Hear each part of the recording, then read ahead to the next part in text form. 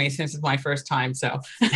I'm sure you'll do just fine. Okay. Welcome, good evening, and welcome to the November 2nd, 2020 meeting of the City of Summit Zoning Board of Adjustment. My name is Liz Newell, and I'm the Vice Chair of the Summit Zoning Board. In accordance with New Jersey Statute 10:4-10, adequate notice of this meeting has been approved to the newspaper of record and has been posted here in City Hall.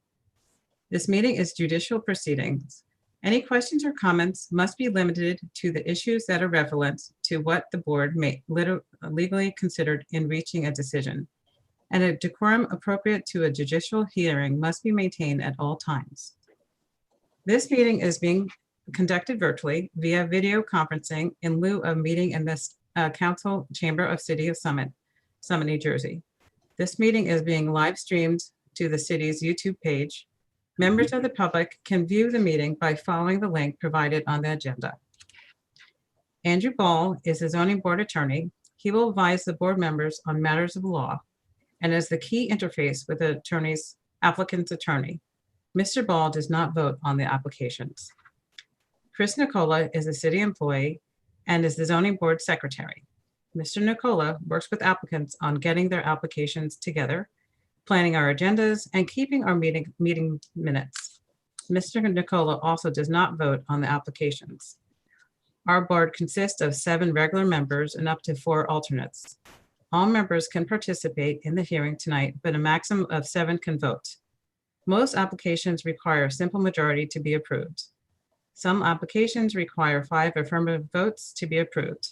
You will be told which majority will be required before we begin our deliberations. Mr. Nicola, please call the roll of members. Sure. Chairman Spur is excused. Vice Chairwoman Newell? Here. Mr. Yuko? I'm here. Okay. Mr. Ladaria, we're possibly expecting, potentially, No. but he's not here right now. Mr. Steiner is excused. Mr. Mullen? Here. Ms. Schwartzstein is excused. Mr. Millet? Present, here. And Mr. Loikitz? We are expecting, but not here yet. So you have a quorum, you can proceed. Okay, thank you. We generally hear the cases in order they are listed on the agenda. We try to have each hearing last no more than 30 minutes, but we do understand that some cases are too complex to be heard within the time frame. Each hearing begins with the applicant or their attorney giving an overview of the application and the variances that are required.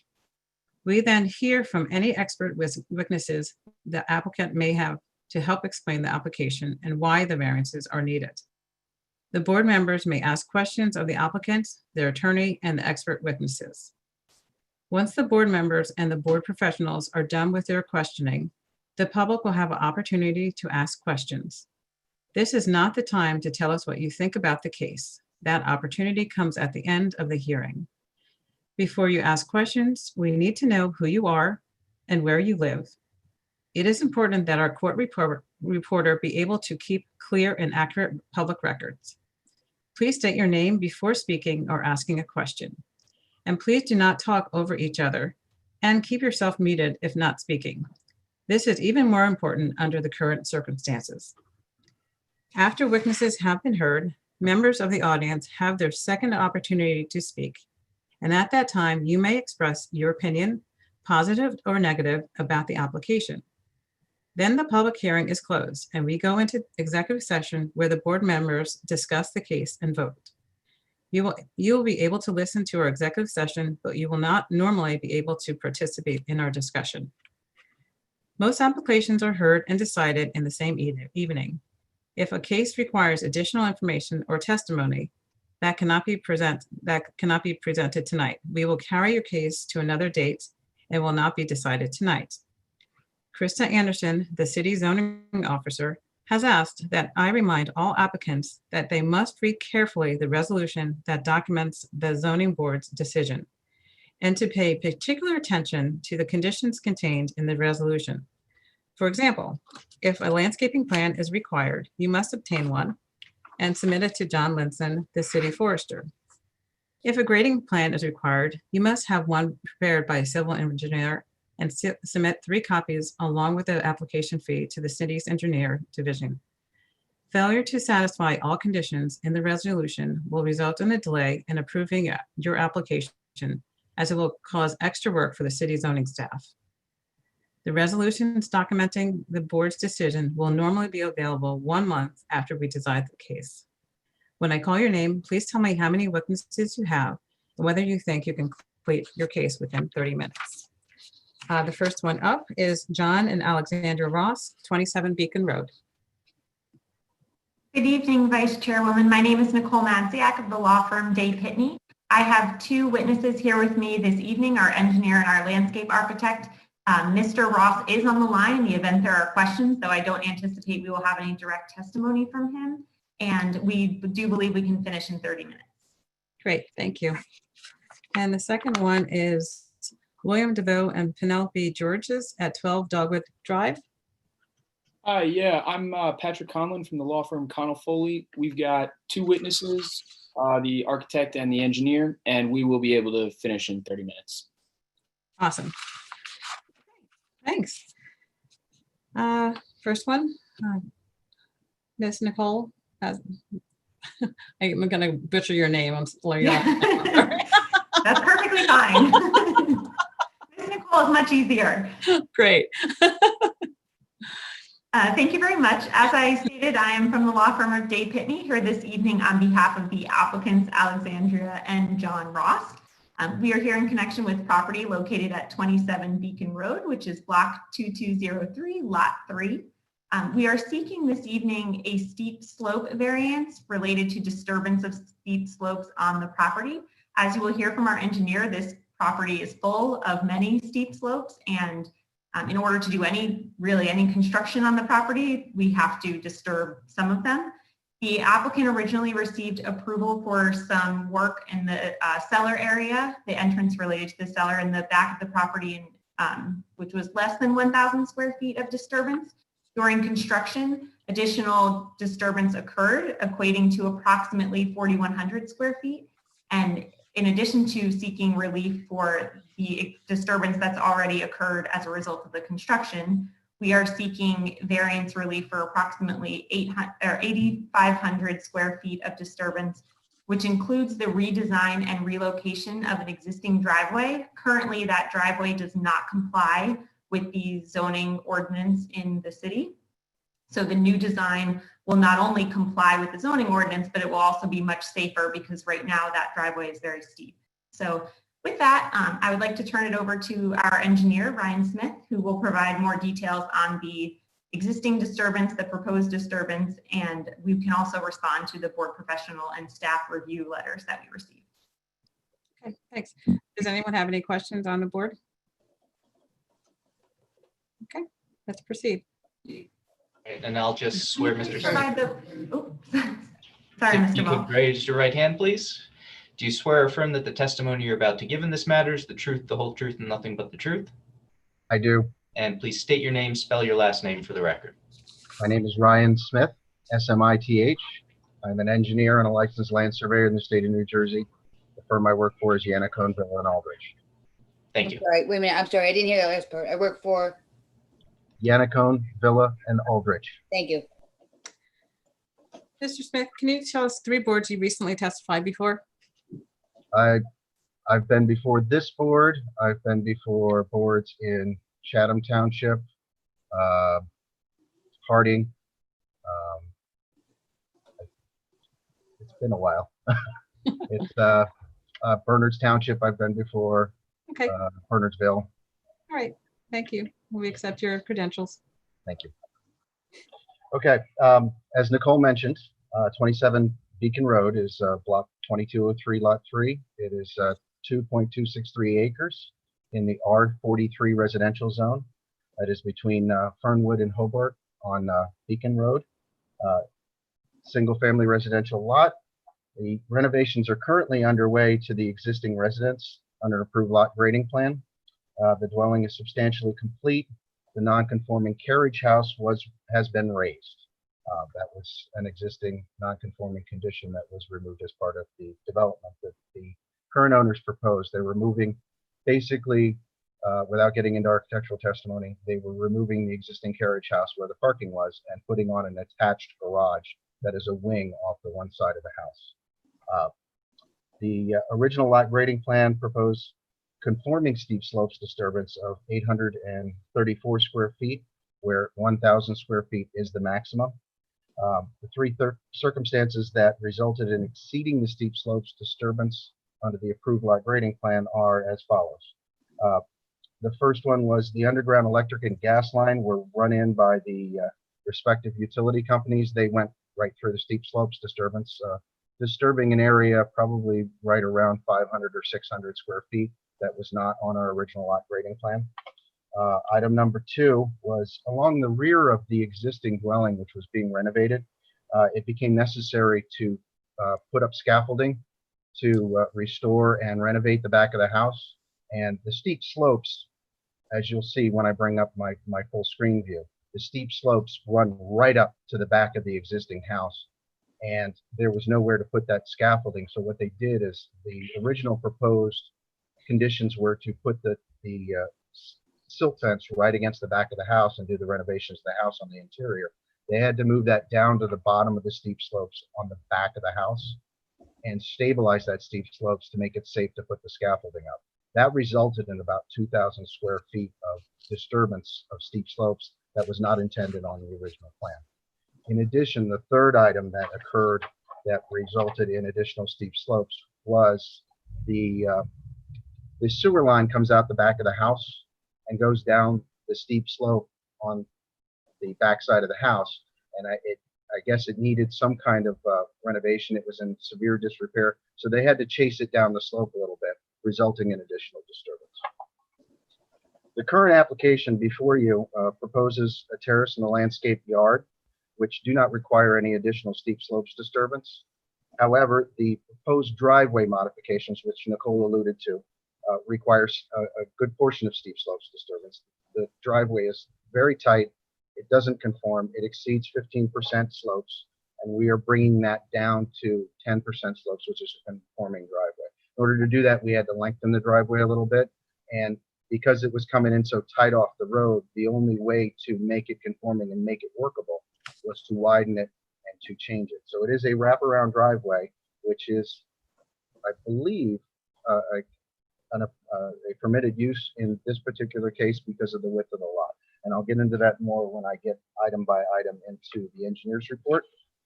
Mr. Doer, I have your report here, and thank you very much for it.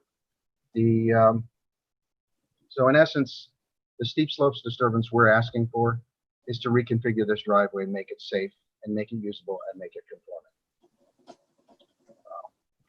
If you like, I could go item by item down the engineering report at this point. And in the middle, we'll get to the point where I believe we'll need to call in Mr. Nissim to refer to Mr. Linson's report, which is somewhere in the middle of this. Before you do that, does anyone on the board have any questions? No? Public? All right. Yes, Mr. Doer, anything? Okay. Nothing at this time, thank you. Okay. Mr. Smith, please continue. Yes, thank you. Item number 1, the property is located on the north side of Beacon Road, approximately midway between Hobart and Fernwood on the east and Fernwood to the west. Item number 2, the applicants are seeking a steep slope variance. Wait a minute, I'm sorry, I can't hear you. It's choppy. Item number 2, the applicants are seeking a steep slope variance related to the installation of a patio, raised terrace to the rear of the home currently under construction, reconfiguration and expansion of the existing driveway and related pillars and walls, and replanting of lawn and trees on the property, as well as stormwater improvements. We take no exception that those first 2 items basically describe the application. The third one also describes the application. The 2.263 acre property is irregular in shape with 466 feet of frontage along Beacon Road. The lot varies in depth from 199 feet to 231 feet, and the rear lot line is 426 feet long. Item number 4, I do have comment on that, and it states The applicant has provided the limited disturbance of 43,322 square feet or 0.99 acres, which is below the 1 acre that would classify as a major development. We also note that sheet 4 of 5 states that the limited disturbance is 49,000 square feet or 1.13 acres, and the applicant shall provide testimony. That is an error on our part. I apologize for that. On sheet 4, we went through several iterations of this plan, and at one point in time, we had exceeded what we were limiting because of what we were going to propose. We scaled the project back to get underneath the 1 acre of disturbance, and inadvertently, that one line on the soil compaction detail was not corrected to the correct 43,322. When we issue the final version of the plans in our compliance package to comply with the resolution of approval, hopefully that we'll get, we will correct that error. Number 5, the property slopes from a high of 430 feet along the eastern property line to a low of 378 feet along the west property line. The majority of the steep slopes are located in the western third of the property to the west of the home, from an elevation of 418 feet to a low of 378 feet. The applicant has indicated there are steep slopes on the property and has provided steep slope plans for the original, current, and proposed conditions on sheet 3 of 5. And number 6, I'm going to take both of these together because then I'm going to need to share my screen and show everybody what we're talking about here. The applicant has provided building and lot coverage tables on sheet 3 of 5 that provide original existing conditions, which are the conditions prior to the ongoing construction project, the current existing conditions, which are post-construction conditions, and the proposed conditions, which is what we're proposing for this application. The applicant shall confirm in testimony. I'm going to try and share my screen so that we can all see sheet 3 of 5. I hope this works.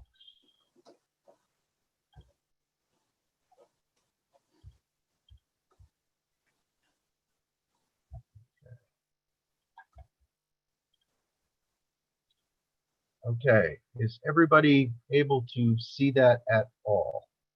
Yes. Okay. What I'm going to do is I'm going to zoom in and I'm going to start, and you can see this entire page contains 3 different pictures of the property. The upper left corner was the original site conditions before we started construction.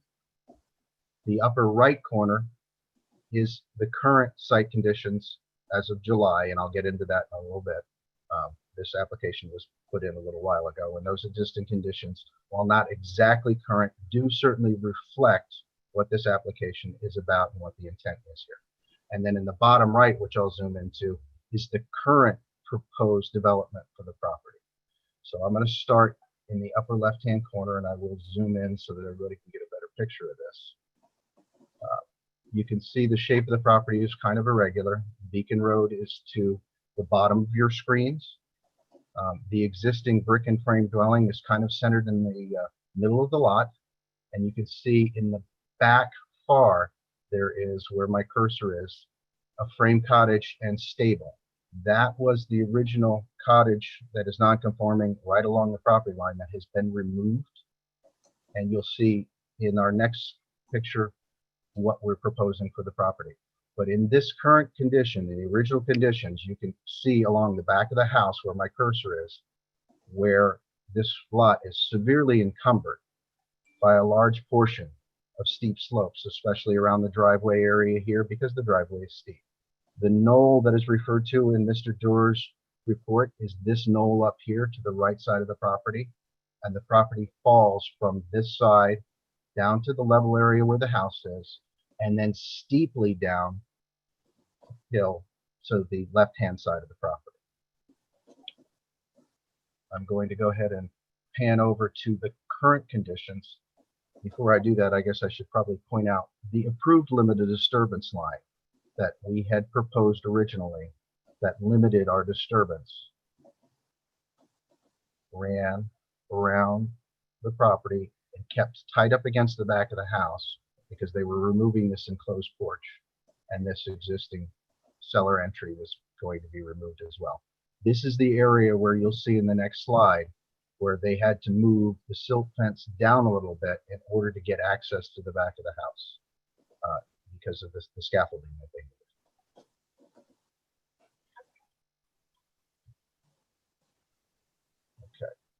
This is the, and I'm going to say this with a grain of salt, this is the current existing conditions as of July 10th.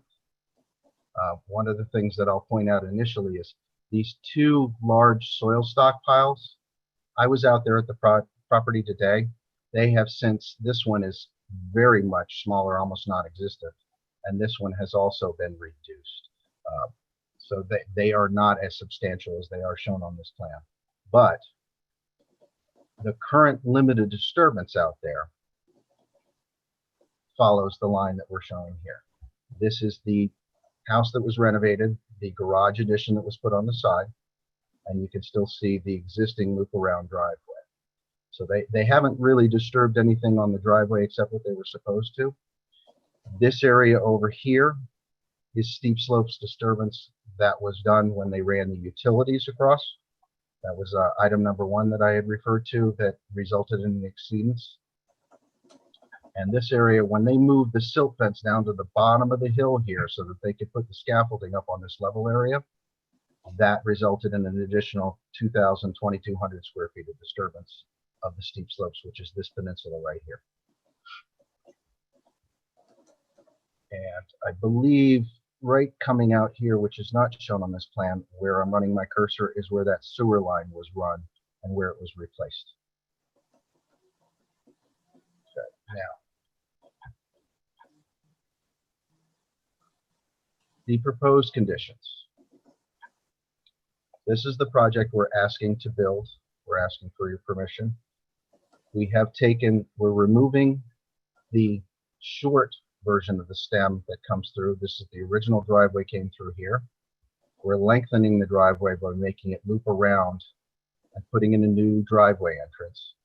The walls that are along the front of the property, this one will be shored up in kind with what is seen out there, and a new driveway entrance is proposed over here. Both of these driveway entrances will be conforming. The slopes on these two driveways will be modified and revised so that they meet 10% along the center line of the driveway, which they're not now. It's closer to about 14, 15%, which is in exceedance of the code in Summit. Summit requires a 10% driveway or less. That's really the bulk of what we're proposing for steep slopes disturbance. We are going to shore up this area over here with a new landscape wall and restore these areas above the wall where the soil stockpile was originally put. We're going to restore and stabilize those to original grade. In the backyard, we're proposing, which does not require additional steep slopes, a wall along here to give them a nice flat side yard here and make the lot a little bit more usable than what we had in the original conditions. Also, as part of their development, they're proposing a patio and a terrace behind, and stormwater mitigation for these projects amounts to these dry well systems, which will be discharged on this flatter area over here via a scour hole. So the infiltration and detention of stormwater is mitigated by these dry wells here. I'm going to pause at this moment and ask if there are any questions.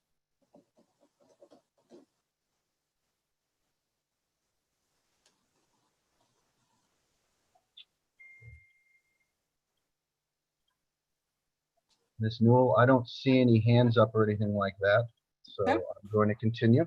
Thanks. I believe that took care of items 5 and 6 on the engineer's report. Item number 7, the applicant is proposing to increase the building coverage from the current existing conditions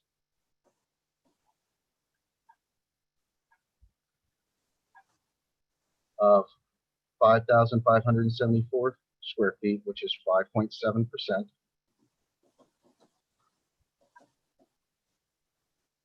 to 6,376 square feet, which is 6.5%.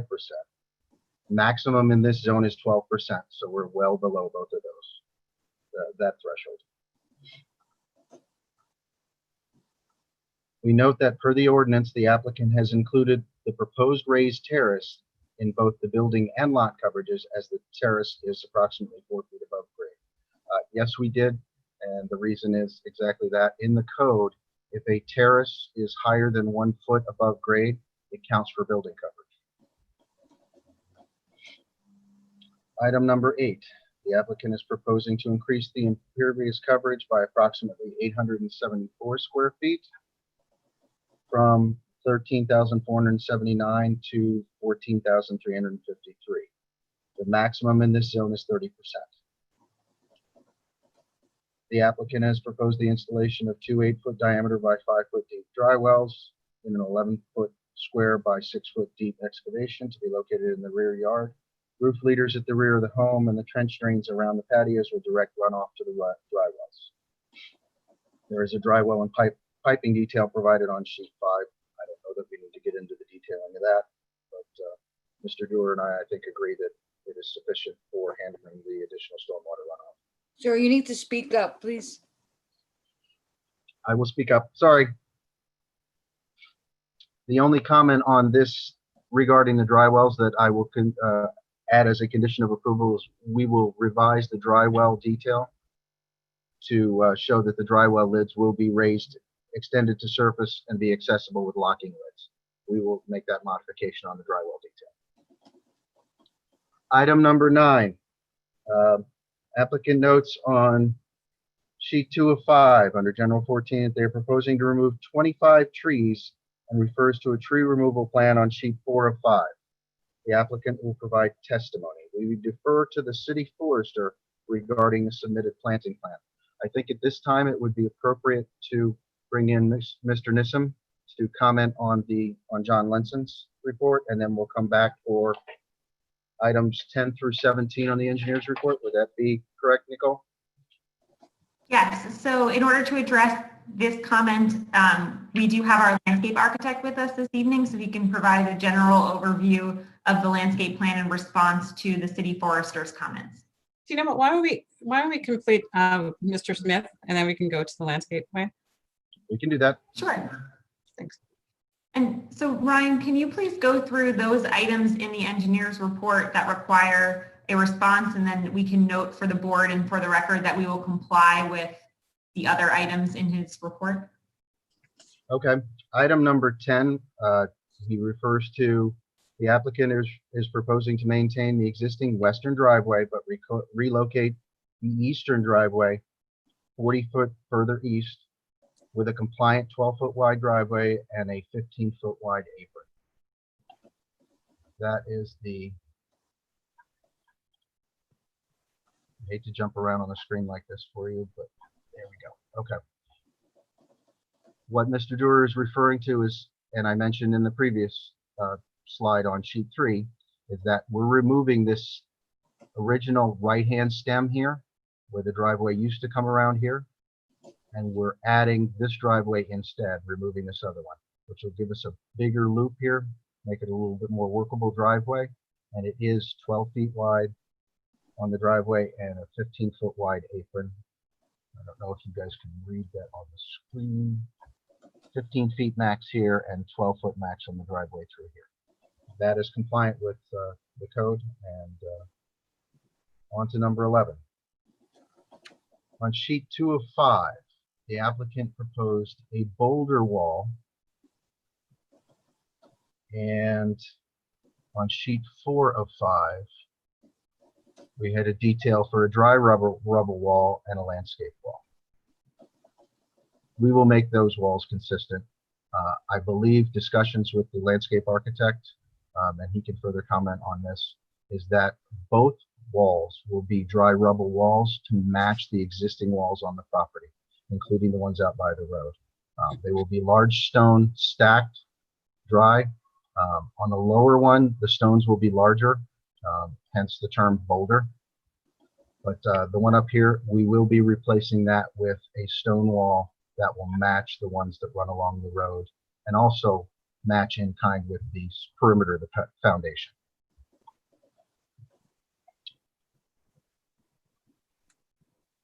Number 12,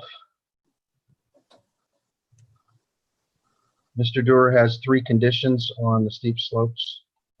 Applicant does not store any soil on the existing steep slope areas. We take no exception to that. The applicant installs a double row of silt fence or super silt fence along the downhill side. We take no exception to that. And all soil erosion and sediment control measures shown on the plan and as required by the city engineer are installed and maintained for the duration of the project. We take no exception to that.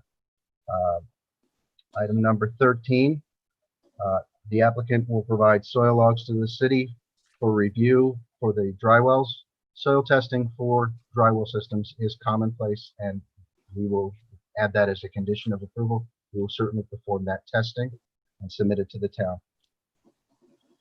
If I could just interrupt for 1 second, in talking to the city, we put down there in number 13 that the testing had to be done before you receive the building permit. That's not the case. It can be done after that. After the fact, it just has to be submitted. The results of the testing and recommendations submitted to the city before you do the installation. Exactly. Okay. We can comply with that. Cool. Number 14.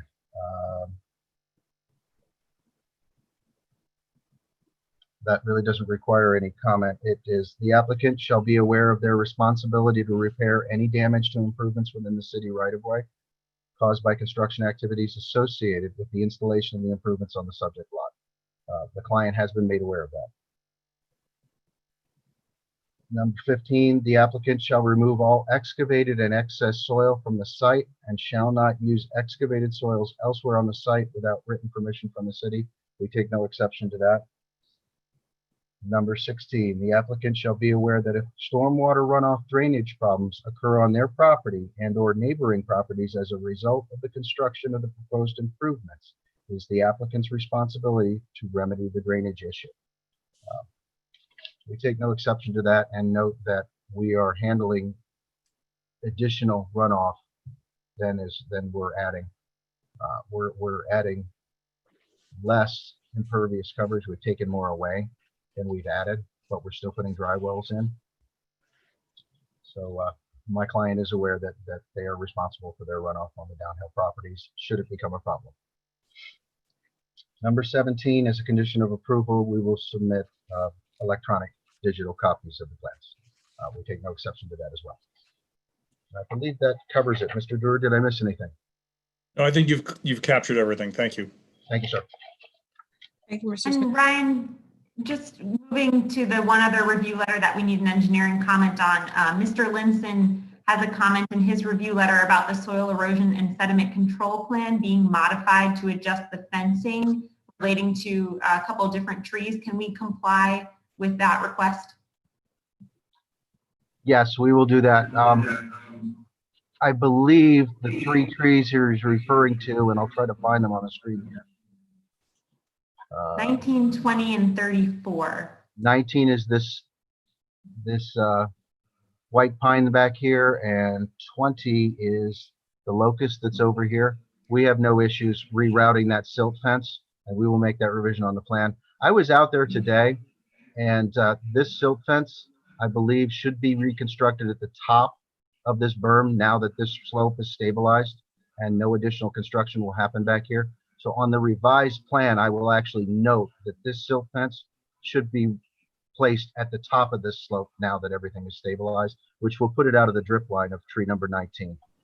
And tree number 34, I believe, is this, is that a hemlock? Yeah, it's an 18-inch hemlock at the back corner of the property here.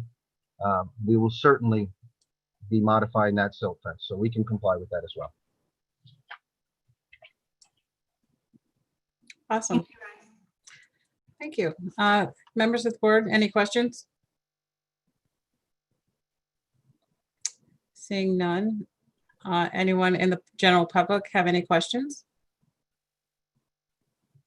Okay, seeing none. Your next witness. My next witness is Mark Nissom, who is our landscape architect. Mark, can you please, after you're sworn in, introduce yourself and provide your qualifications? So, do you swear or affirm that the testimony you're about to give in this matter is the truth, the whole truth, and nothing but the truth? I do. And please state your name, spell your last name for the record. Mark with a C, M-A-R-C, last name Nissom, N-I-S-S-I-M. Thank you. I am a licensed landscape architect in the state of New Jersey and New York. I own Harmony Design Group. We're based in Westville, New Jersey. I have been licensed in the state of New Jersey for over 15 years and have testified before this board and several others, including Florham Park, Westfield, and Mountainside, to name a few. Great, thank you. We accept your credentials. Proceed. Thank you. We were brought on to provide a landscape plan for this property and assist the engineers with the design of the driveway reconfiguration and terraces. I did submit a rendered plan to the board several days ago. I want to try to share my screen to see if I can do that. And Mark, while you're sharing your screen, this is a new exhibit, which is a color rendering of your landscape plan, correct? That is correct. It's a plan that was submitted, and this is just a color rendering of it. So we can, Mr. Ball, mark this as Exhibit A1. This is also posted on the website. Okay. Are we good? Yes. Okay. So I'm going to start with Mr. Linson's. Let me give you a little bit of an overview of what we're planning to do. So we are removing, as Mr. Linson said, 25 trees, but only 5 of them are greater than 16 inches in diameter, which require a tree removal permit. And of course, we don't have a problem getting that. Our plan that you're seeing here does have 27 new proposed trees going in, and many of those, as when we get to the environmental report, you'll see are native trees. We do have to remove 2 trees in the one of the trees that's being removed was over by the utility corridor, and Mr. Linson makes note of that in his report. And then the other 2 trees that he makes note of were in this center island where that smaller loop driveway are. And we have to remove those because of the steep slopes on the driveway, and the regrading of the driveway is going to damage the roots of those 2 large trees. Because we're removing 2 trees in there that are of substantial size, we are planning to install 5 new trees in that center island to buffer the house from the road. And Mr. Linson also makes a note that he just asked if we could potentially up some of the size of the trees and increase the size. Currently, the trees are 2.5 to 3 inch caliper, and the multi-stem trees are 8 to 10 foot tall. We spoke to the applicant prior to this meeting, and what we were proposing this evening was that these 5 trees in the middle, we bring those to a size of 4 to 5 inch caliper, so twice as large as what was on the plan submitted, and that would provide more coverage from the road and give a little bit more substantial landscape when it initially gets installed. Are there any questions so far? Yeah, I don't know if this is Tom Yuko. I don't know if you're still going to address it. You did mention the Environmental Commission report. They're asking you to consider greater use of native shrubs and perennials. I wonder if you've given that some thought, if that's something you could. Yes, I was going to go there next. Okay. So let me go to that report. So now I'm going to go over to the environmental report. Yes, basically the summary on that report was that they like the fact that we're using many native trees on the plan, and asked out of the list of 18 shrubs. Now that's not 18 bushes, that's 18 species of shrubs that they're referring to. We actually have on our plan, because I counted them today, 220 shrubs going in. They just had mentioned that there was no native shrubs. I actually did go on the Rutgers website and checked the list to see what was on that site. And we are using several shrubs that are on that site. So Itea, which is on my list, which is sweet spire, and Kalmia, which is mountain laurel, are on that list. And there is Lindera on that list. It's a slightly different version of the Lindera we have on our plant list. And then we do have some Christmas fern on our perennial list that's there, which was also on their on the site. I did also go through the Rutgers site for deer resistant plants, and that was a really big key on how I came up with the plant schedule that we currently have. And all of the shrubs and perennials that are on our list are on that Rutgers site, and they're either in the rarely damaged or seldomly damaged lists on the Rutgers site. So that was really the driving force behind the selection of the shrubs, was to make sure that they were deer resistant.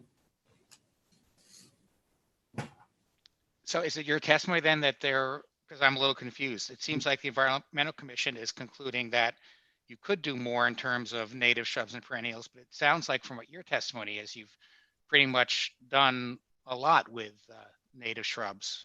We have some. We do have some on our list, and I think it's a balance between a native shrub and a deer resistant shrub, because the deer are going to be such an issue potentially out there. So finding ones that are native and deer resistant, there aren't that many.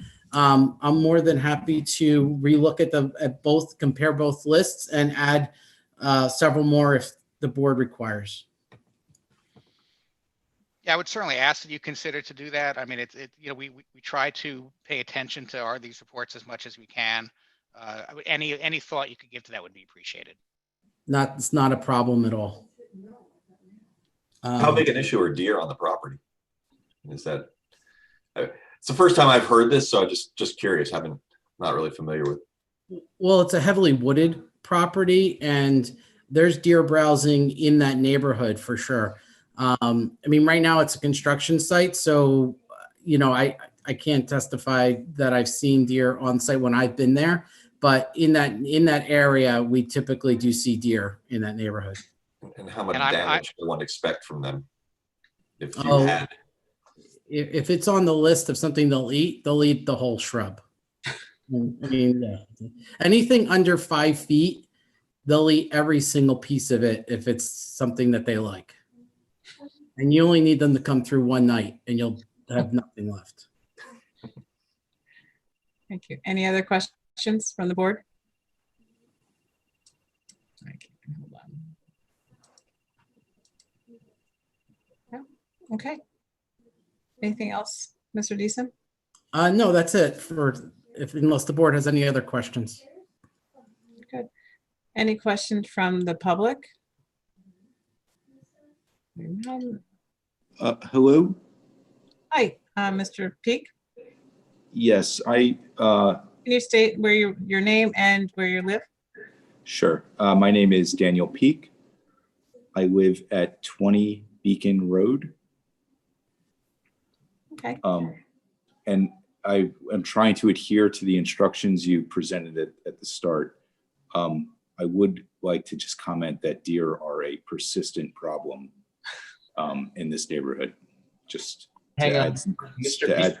Am I not allowed to do that? I apologize. Let me just interrupt you. This point is technically for questions. If you want to add comments, I would swear you in, and we would also need you to appear by video. Understood. I can do that afterwards. Is it possible for somebody to prompt me when it's appropriate to do that? Of course. Yep. Sorry about the protocol. Oh, no problem. Thank you, though. All right. Any other questions from the public? Any questions for the landscaping plan?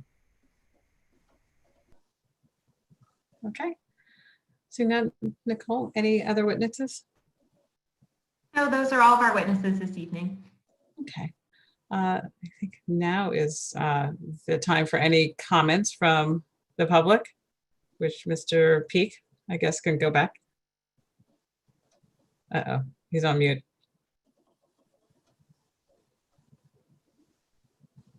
There you go. Apologies, I walked away. Okay.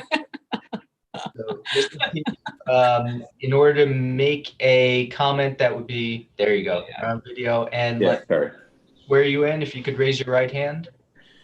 Do you swear or affirm that the testimony you're about to give in this matters the truth, the whole truth, and nothing but the truth? Yes. And please state your name, spell your last name for the record. Sure. First name is Daniel, last name is Peek. P-E-E-K. Thank you. I just wanted to confirm that deer are a consistent problem in this area. They do, as the landscape architect testified, eat everything they possibly can.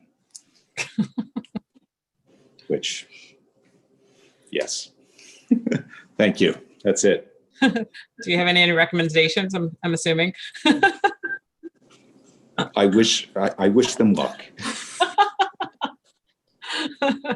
Thank you. Thank you for your comments. Okay. Mr. Ball, can you go through the conditions? Certainly. So first of all, we would require the normal accepting all conditions noted in the engineer's letter. And I guess second, based on the testimony regarding the shrubs and the environmental report, we would potentially, and I guess it would be up to the board to confirm, but we can include that the applicant will review the Environmental Commission report and consider greater use of shrubs or perennials from Rutgers native list, if the board wants to impose that as a condition. Okay, well, you know what? Let's discuss that in deliberations. Okay. And I would also just note that due to the relatively low number of members here for being the minimum to proceed, if anyone on the board or if the applicant is having any hesitations about proceeding to deliberations, we could potentially consider adjourning it to another night where more members will be present and have had the opportunity to review the matter. But again, if everyone's okay proceeding, we can do that as well. Okay. And one question on the conditions. Oh, go on, Tom. Sorry. I was going to say, I have a question for Andrew Ball. We have 4 members. Is it a majority of the 4, or do we need a majority of the 7? So that just 3 out of 4 would be needed to pass? That's correct. 3 out of 4. Okay. Are we retaining stormwater jurisdiction for 2 years? Like, since we are disturbing steep slopes? That's a possibility. I would leave it over to Chris to make that call on whether it's necessary. I think we've done that in the past, and I have no objection to that right now with this application. Okay, then we can add that to the conditions. Okay. Thank you. Thank you, Mr. Mullen. Who would like to start deliberations? I'll begin. I mean, I like the project. I like the property. I'm on the board of Reeves Arboretum, which is not that far from there. And I can tell you also from our experience, deer can be a disaster. That's why we have a high fence around the property. If deer get on the property, they can do more damage, and it's been very expensive. Let's just leave it at that. So I can certainly understand the concerns. I like the efforts they've made to do the landscaping. I wish there was more that could be done to protect the trees, but I think they're doing a lot to replace the trees, so that's a good thing. And I'm comfortable supporting the application. Thank you. Anyone else? I'm supportive as well. I appreciate the point about the deer. Sadly, my property, it gets deer all the time, but my landscaping apparently is just not delicious enough to them. So haven't noticed the issue. But I think, you know, the improvements, I was initially concerned also about the tree removal, but I think the landscaping plan goes above and beyond to address what's being removed. And I also would note that the driveway is being reconfigured in a way that eliminates a nonconformity, which I would look as a positive, achieving the purposes of the master plan. Awesome. Anyone else? Okay, I would also agree. The plan was thoughtfully planned out, and the landscaping, and I would be prone to approve as well. Do we have a motion? I will move to approve with the conditions as stated earlier. Okay. Do we have a second? Second. Awesome. Chris? Yeah, just real quick for the record, Mr. Loikitz has arrived. He arrived at 7:56. He's not eligible to vote, but he is eligible for the next one. Awesome. Welcome, Scott. So, Mr. Yuko, Yes. Mr. Mullen, Yes. Mr. Malay, Yes. and Vice Chairwoman Newell. Yes. Good luck with the rest of your project. Thank you very much. We appreciate your time this evening. Bye-bye. Thanks very much. Appreciate it.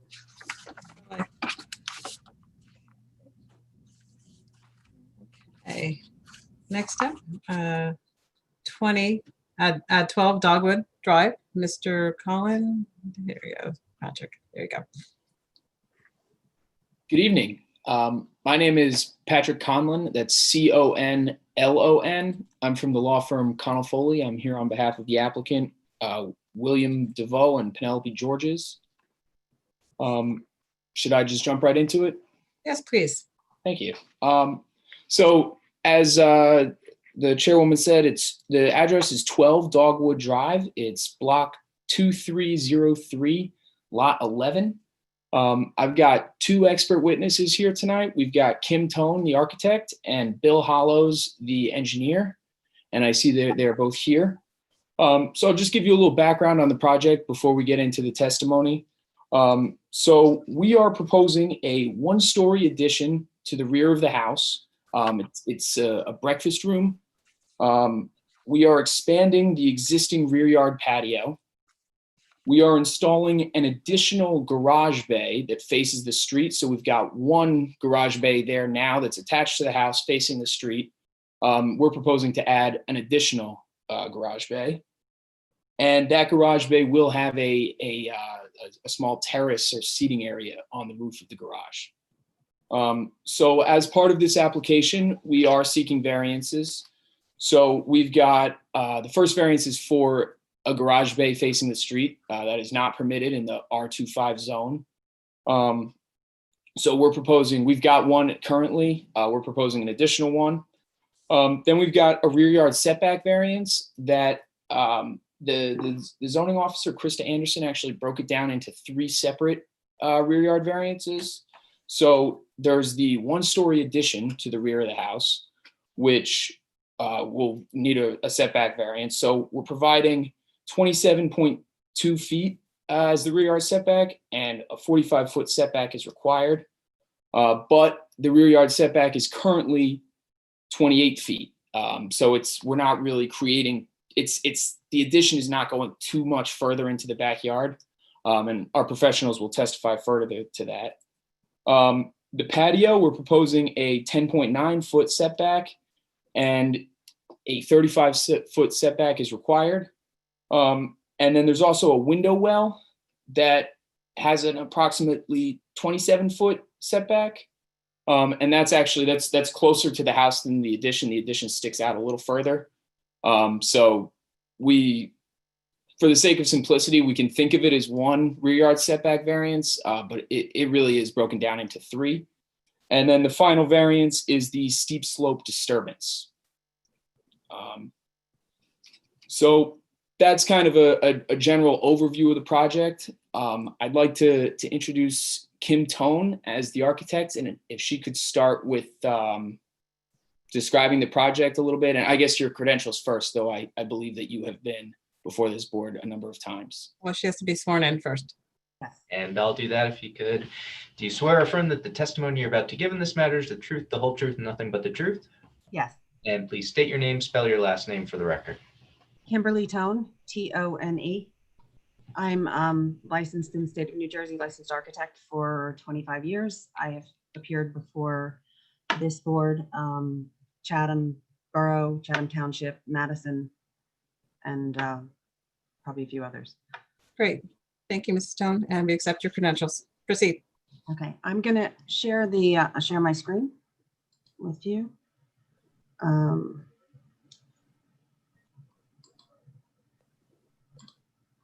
Okay, can you see that? Yes. Okay, so the house here is located pretty much predominantly at the back of the property. There are steep slopes around the left and front side of the property, and this retaining wall along the back here is essentially carving out a small flat area at the back of the house. So the DeVos asked me to come up with a better, a small addition, a modest addition on their house to be able to get a better kitchen and to get space for a breakfast table, and also to try to find space for an additional garage. Given the situation of where the house is on the property and the steep slopes, we felt that the best way to actually to add on to the property was to keep the addition 1 story and fairly close to the main body of the house here. So we've gone out 3.5 feet on this side. It winds up being like 8.5 feet on this side. And then the patio is designed along here. And what we're trying to do is sort of create and redirect view down to this side yard, which is really the only other flat area on the lot that they can use. So instead of this is a side yard, this is becoming more of their rear yard and play space for their kids. So we've tried to reconfigure the stairs and landscape stairs out on this side of the property behind the house to essentially get you down to this space as their yard, and keep the patio back here for a table and entertaining behind the house. So there's about an 8-foot difference from the patio level here up to the yard back here. And then this portion of the property on this side also slopes from here down, and there's there's a steep slope area on this property over here. So this is fairly shielded from the neighboring properties and it's not visible from the street. So we felt it was the most appropriate place to put the addition rather than put it on the front of the house. This side of the property is about 10 feet here off of the side property line. So we didn't want to go any closer over there. So the variances that we were seeking, as Patrick had mentioned, were a rear yard setback to the addition where I'm going to switch to the next page. So there's a bay window at the back of the property now, and then this line here represents the existing house. So we're adding this piece here behind the living room, and then this small, like 3.5 feet addition behind the house to enlarge the kitchen a little bit into this area by getting a breakfast area, a mudroom, and a powder room, and a small laundry. And then the patio extends out beyond here, and the retaining wall is pretty close to the edge of the patio right here. The setback to the rear of this, to the 28.8 feet is taken from this bay window right here. And then this is the 27, I believe it's 27.2 feet from this point here to the closest point in the rear yard. Then this window well here is actually an existing window well. We may wind up damaging it during construction. So I think Krista put it in there, although it's existing. I wouldn't mind getting a variance to keep it there, or maybe even reconstruct it if we need to, if it gets damaged during construction. So while that's an additional variance that's included in this application, it's really an existing condition. And then the other is for the patio. So right now we have about 3 feet of space behind the house for plantings, and an area that the door that you walk out onto the patio here, and then 13'8", I believe it is, 13'8" for the depth of the patio here. And then the patio wraps around over here to a slightly larger area, and then connects onto the terrace at the front of on the side of the house over here. This is a terrace over an existing garage, or over a new garage. Right now there's 2 garages that are, there's one garage door facing the street, and then another garage door that we put right next to it. This is a 13-foot by 24-foot addition for an extra garage, and we took out a portion of the wall between the two to allow the garages to work together. The next page, this is the garage addition here with the railing above it that you'll see from the street. The addition on the back is a 1-story piece, as we mentioned, and fairly in keeping with the style of the house. It's you can't see it from the street.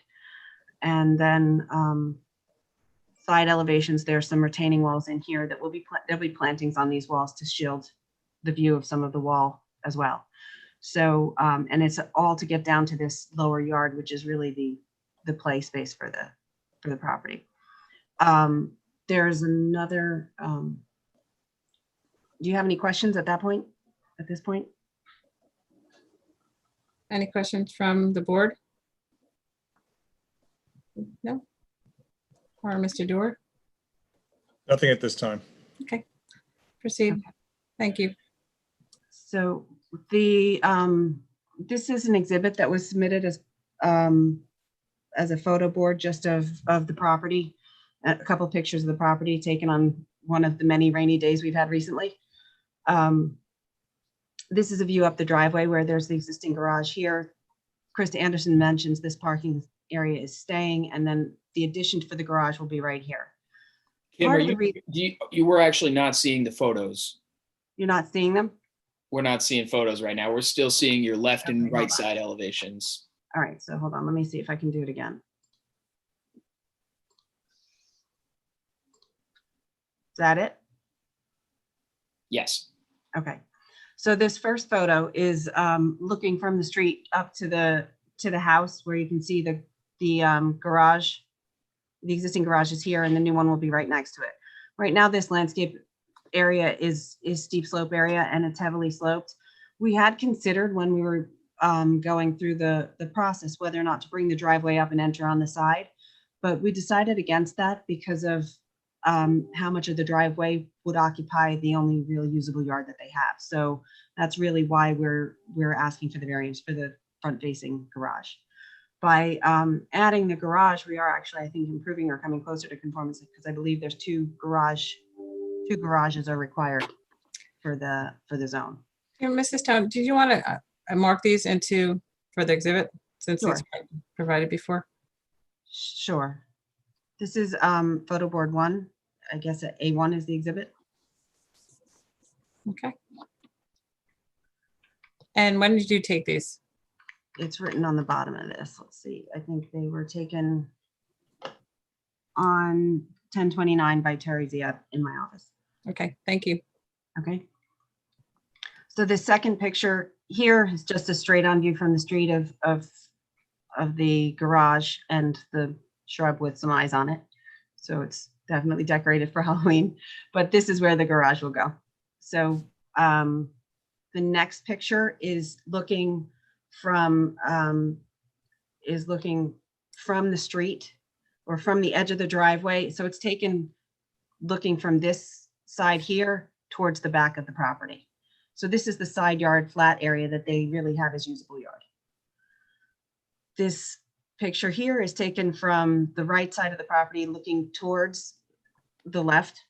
And then this, you can see there's plantings back here and the grade, and this is all planted pretty nicely or heavily so that you don't see, the neighbor above us is not really going to have a lot of view of where this addition is because it's about a one-story addition at about this roof line. These plantings will really screen it. This is a view looking back towards the property on the right. You can start to see the slope going up so that you can see, again, the plantings are really screening the view of the addition. This is just a view of the back of the house so that you can see what the existing looks like now. And then these two other properties here are, this is on the corner of Dogwood and Essex. This is facing Dogwood with an attached garage. And then this one is 28 Dogwood around the bend on Dogwood. It also has a 2-car attached garage over here. Both of those are facing the street. So what we're doing with the garage is not out of character for the neighborhood. And that's it. Do you have any questions? Thank you. Any questions, Mr. Dorr? None at this time. Okay. How about from the board? No. Anyone from the general public have any questions? Okay. Seeing none, proceed to your next. Great, thank you. So thanks for that, Kim. Bill, so Bill is our engineer. Bill, if you could just give the board the benefit of your credentials. And You swear or affirm that the testimony you're about to give in this matter is the truth, the whole truth, and nothing but the truth? I do. And please state your name, spell your last name for the record. For the record, William Hollows, Hollows. I'm a Welcome back. licensed engineer and land surveyor in the state of New Jersey. And welcome back, Mr. Hollows. He's been Thank you. before us many a times. So please proceed. Chris, can you pull up my drawing? Yeah, give me a second. I don't. Okay. have it up, so 1 second.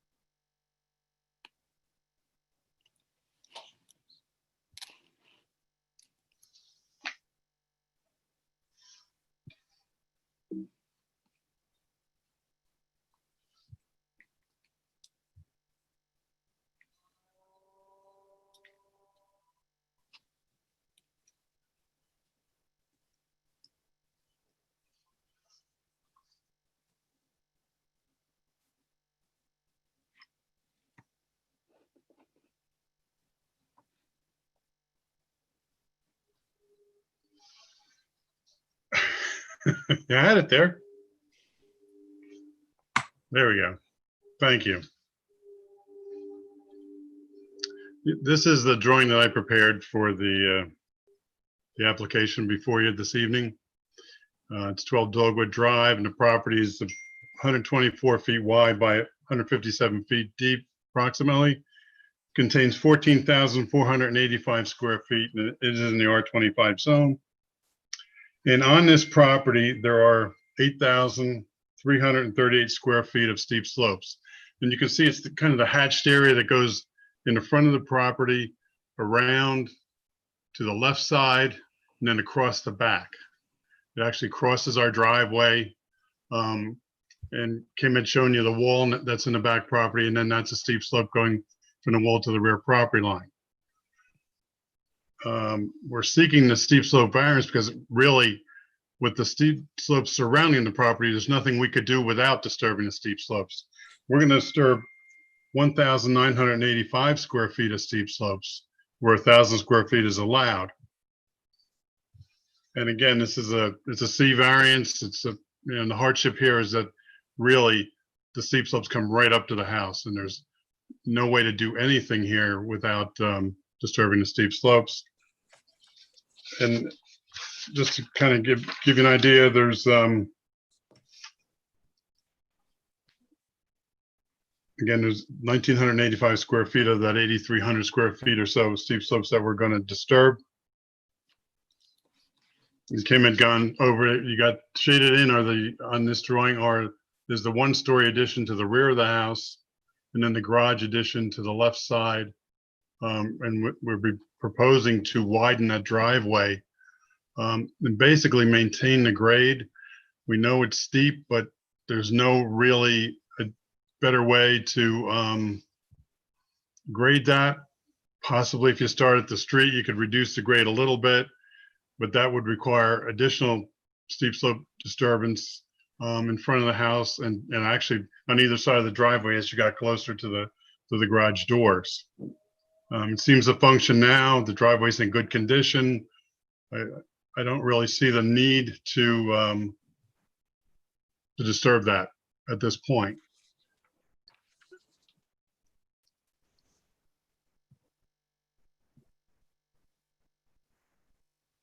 .41 square feet is proposing to put a dry well in.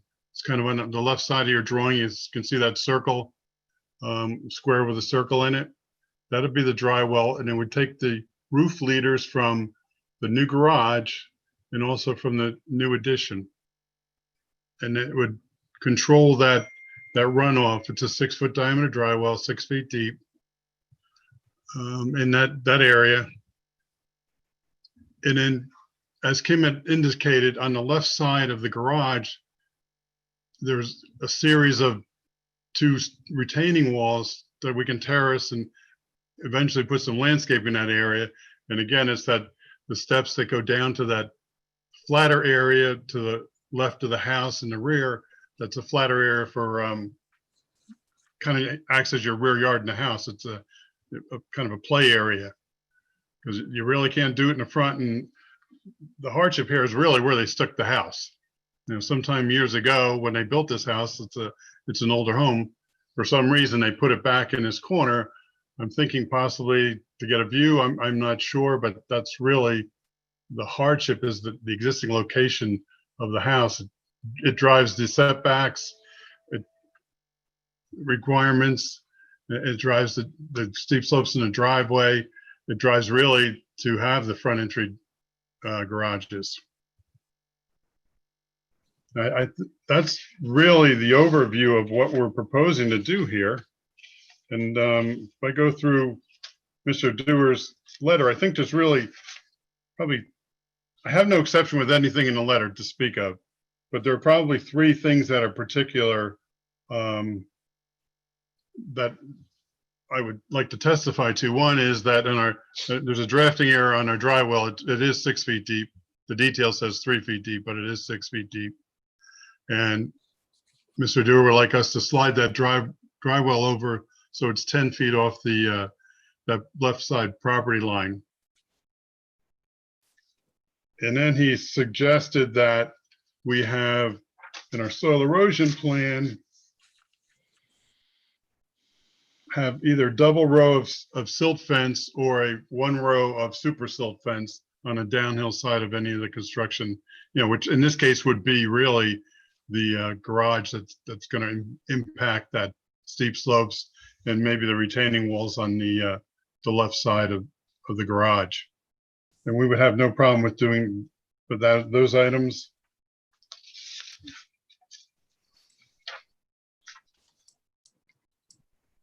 I think really that sums up what we're trying to do here. Again, it's the hardship of the location of the house and the hardship that really the steep slopes surround the house on the front and the left sides.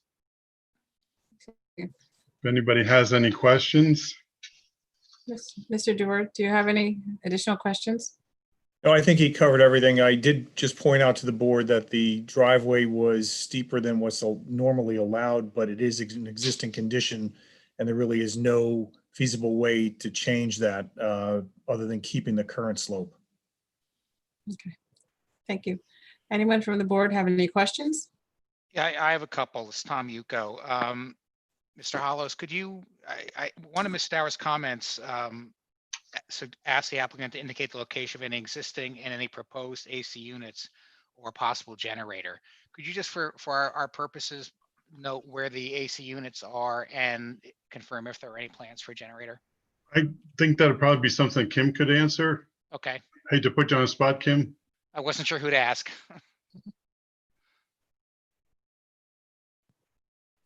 You're on mute, Kim. Oh.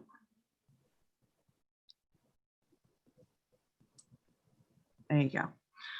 Can you hear me? Yes. Yes. I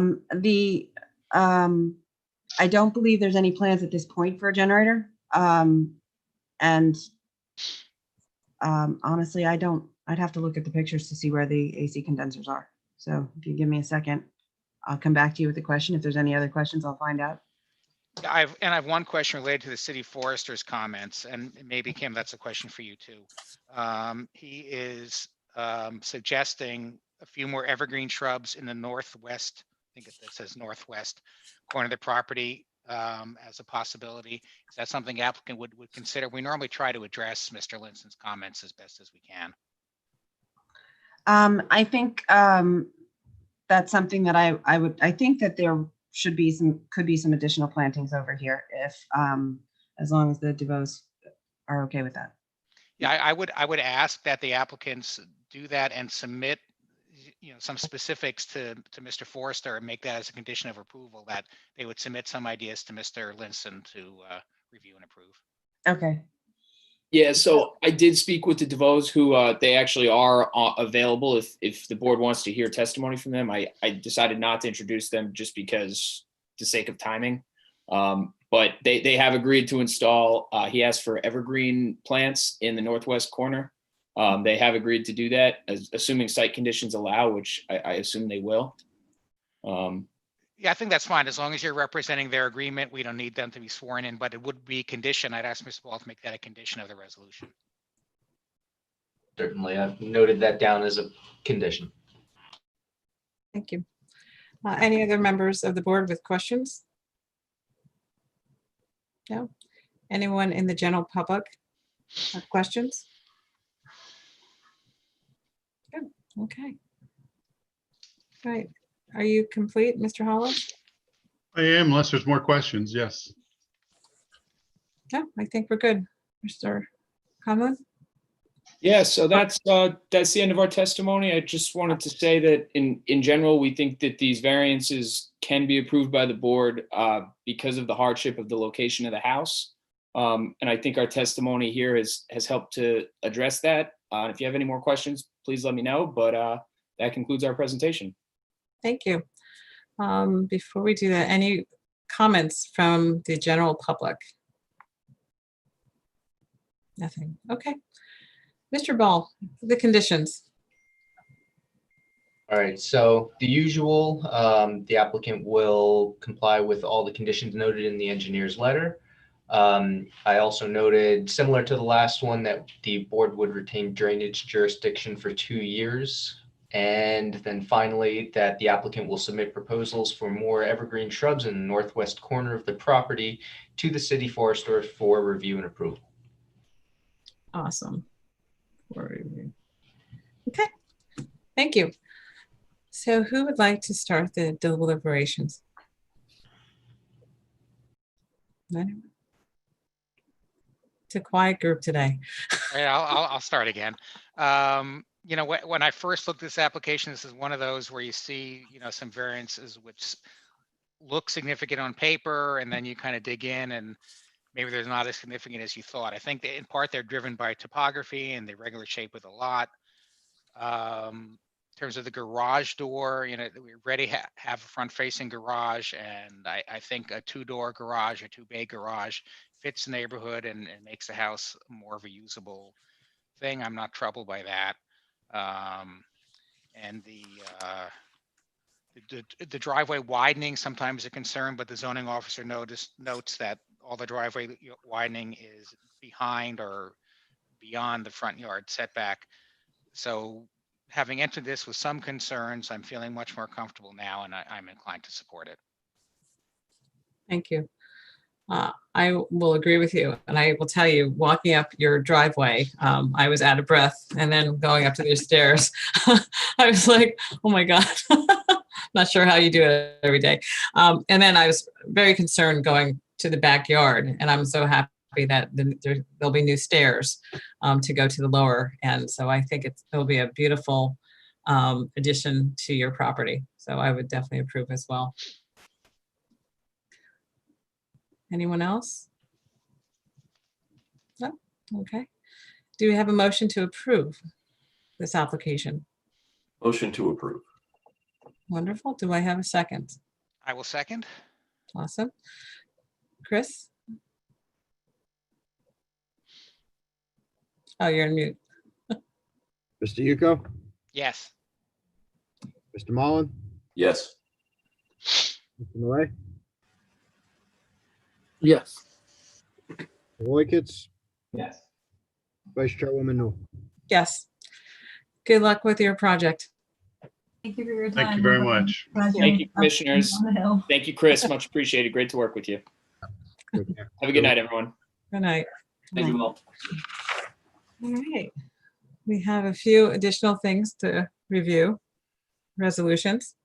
Yeah, so the 4 standard resolutions are not ready. No fault of Andy's or Dennis's. It's, you know, the transcripts were received very late. Okay. And Andy was trying to churn them out today for us, but we opted, instead of adding more documentation before the meeting, to spare you guys. So Okay. Are we going to approve the resolution for the virtual meeting? Where's my little thing? Here it is.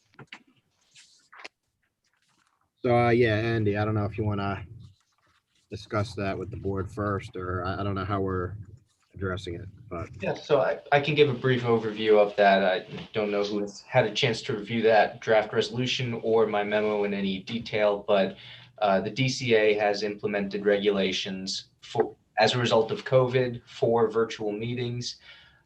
Largely, the board was already in compliance, but there are a few technical details that need to be addressed and need to be introduced by the board as a resolution. So this proposed resolution is consistent with the other summit, both the town and the planning board for addressing the virtual meetings. Does include the required items specifically, which include witness testimony having to appear by video, addressing things such as witnesses' written comments, which need to be accepted in advance, but will not be considered as testimonial until the witness actually appears and testifies on video. And also providing for, if there's disruptive members of the public, a procedure for muting them and then re-allowing them to be unmuted later to finalize their comments. If they're disruptive again, then eventually they can be permanently muted. But as long as everyone's okay with them, we would recommend that the board accept that or approve that resolution to implement those required changes. I think I have a couple questions. Not that I want to change anything, but I've heard some horror stories, not about zoning boards, but I deal with a lot of public sector groups, for some horror stories of really bad things happening at meetings. And I hate to see you have to go to these 3 steps of kicking somebody out if something really, I didn't want to tell you some of the stories I've heard, but some really offensive, that's a nice way to put it, things happening. We really have to follow these stages no matter what somebody says or does? Yes, unfortunately, those requirements are basically verbatim taken from the regulations. So DCA has, in their wisdom, determined that those are the steps that are required. You need to afford people their opportunity to do the right thing and appear properly. And, it's only once they become disruptive multiple times can you permanently mute or kick them out of the meeting. Okay. And then the other thing which seemed like a change was the acceptance of written statements, but it seems like they will have no value unless the person also appears to deliver them. So that gets a little complicated just due to the board's quasi-judicial nature, that you have to have somebody appear. If they're going to provide comments, they need to be subject to cross-examination by the applicant or the applicant's attorney. But technically, the DCA requires that you accept written submissions ahead of time. So that's why there's the distinction that the board needs to accept those written submissions. If there are only questions where the individual wouldn't need to be sworn in, they can be read and considered by the board. They can be addressed by the applicants and anyone else at the meeting. But if they are getting to the point of testimony, the board would need to basically ignore that in their deliberations unless that same individual comes in and actually testifies to what they previously submitted, which wouldn't make too much sense, but is a possibility. Okay. Andy, just one question, actually. Is there something in there that says if the questions become redundant? Yes, so that's one of the other items. It's, again, basically taken from DCA's regulations. If there are multiple comments that are saying the same exact thing over and over, the board can make the determination to just give a brief summary and say this comment was redundant and summarizes exactly what was previously read. But just note that in that event, the board would need to treat all redundant items the same. They can't pick and choose which ones to read in full and which ones to summarize as redundant. Okay. Thank you. Certainly. So do we have a motion to approve the new resolution for remote meeting? I will move to approve the resolution. Okay, do we have a second? Second. There you go. It's like pulling teeth today. Why don't you give other people a chance? All right, Stephen will be back next week, so not to worry, or in 2 weeks, so don't worry. we need a roll call, right, Andy? Okay, Mr. Yuko, Yes. Mr. Mullen, Yes. Mr. Malay, Yes. Mr. Loikitz, Yes. and Vice Chairwoman Newell. Yes. Awesome. Thank you. Thank you, Mr. Ball. That was No problem. nicely detailed. All right. Next meeting is what? November 16th. Wait, we have minutes to approve. I know, the most pressing thing on the agenda, but we still gotta move them. So would somebody like to make that? Nah, David's staying quiet for this one. All right, I'll move. No one else is saying anything. They weren't that bad, were they? Come on. Oh, Take a second. do we have a second? I second. Awesome. Thank you. All right, all in favor? Aye. Aye. Any opposed? All right, seeing none. And all right, Next meeting, November 16th. Wonderful. don't forget the following training session as well, which is a separate Zoom link. Oh, that's right. All right, then I'll see you in a few other nights. Thank you, Michelle. Good night. Have a good one. Thank you, Take care. Mr. Good night. Bye.